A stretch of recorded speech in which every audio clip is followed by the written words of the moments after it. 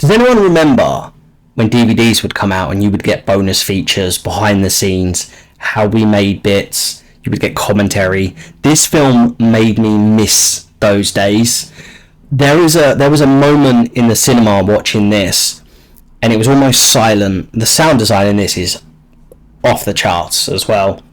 My cinema was packed, and you couldn't hear a word from anyone as we were watching this car go around the track. And I've been reading online about how they were able to perform certain shots, and a lot of it was to take F2 cars. They bought 6, stripped them down, was able to rebuild them so the cameras could be put in the car. So when you're watching a Damson Idris or Brad Pitt driving, a lot of the time that's how they did it, and you feel it. This film, I called it a masterpiece in my sort of post-cinema out of theatre reaction, and it is, in terms of, this is a film that you need to see in the cinema. This is, in terms of production design, in terms of visual effects or practical effects as well, like I've said this, the sound design, the every punch, every gear, just the way that sometimes the cars are gliding across and you see sparks flying.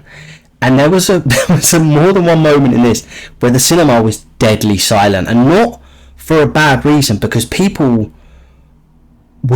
film's intense, so intense, and I can't state enough how much this film deserves to be seen in cinema. This is epic in scale of those elements. Now, Joseph Kosinski directed this, who directed Top Gun Maverick, and I'm not going to make the comparisons. I mean, not there's anything wrong with that, but I want to focus on this as a film.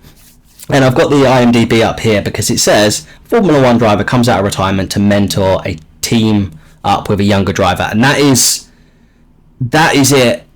So simplified. I mean, there's layers to this film. There's layers on both sides, and I'm not going to give away any spoilers because you should see this film in the cinema. You just should. It is. Now, I will say the acting, phenomenal. Brad Pitt is Brad Pitt. Damson Idris holds his own against Javier Bardem. He's unbelievable in this film, and I want to give a few props to a few other people as well. So I want to bring this up because Kerry Condon, brilliant, absolutely brilliant. But there is one other person. I'm so sorry. This is unprofessional of me. But Sarah Niles as Bernadette,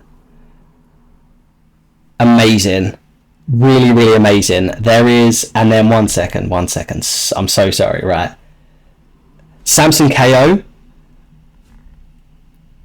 great, but also Tobias Menzies. I've never seen a more. I'm not going to spoil anything. I'm not going to spoil anything. He's great. He's so good in this film. This is. Now, what the film loses a little bit for me is it doesn't have. There's a little bit of. It's missing heart to a degree. You build you get the rapport of these characters. The chemistry's off the charts. Don't misunderstand me in that sense. But something was missing in terms of heart, in spectacle, in like visuals and noise. This film is excels, and you want them to succeed, but there was just something missing in terms of heart, and I think that might be down to my own personal.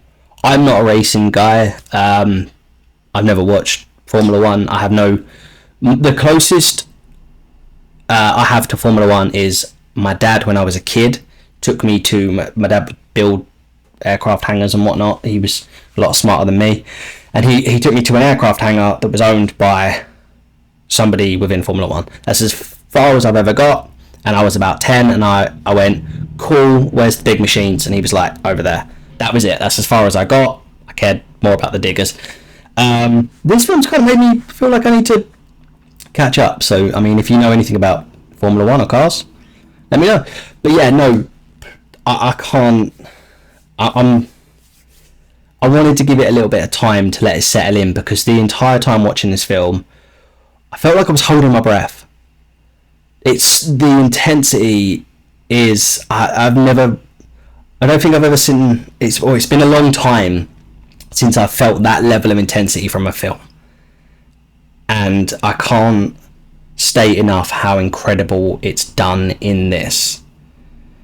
The story is a bit predictable. I've seen a few people talk about that, and they're not wrong. And sometimes it really works. There's a particular scene, no spoilers, where there's a meeting had to resolve some form of conflict, and it played out exactly how I kind of thought it was going to. And then when it did, I still went, oh, I like that. I guessed it, but I liked it. But yeah, no, I honestly, this is a film that deserves to be seen in cinema. Amazing. I'm going to leave it there, because I don't want to spoil this film as much as I do.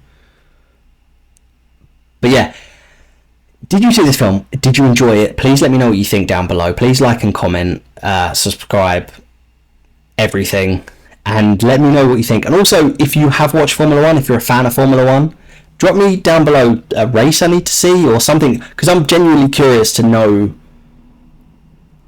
more. This film is, yeah. Alright, so anyway, thank you so much. I really appreciate it, and I can't wait for the next one. Take care.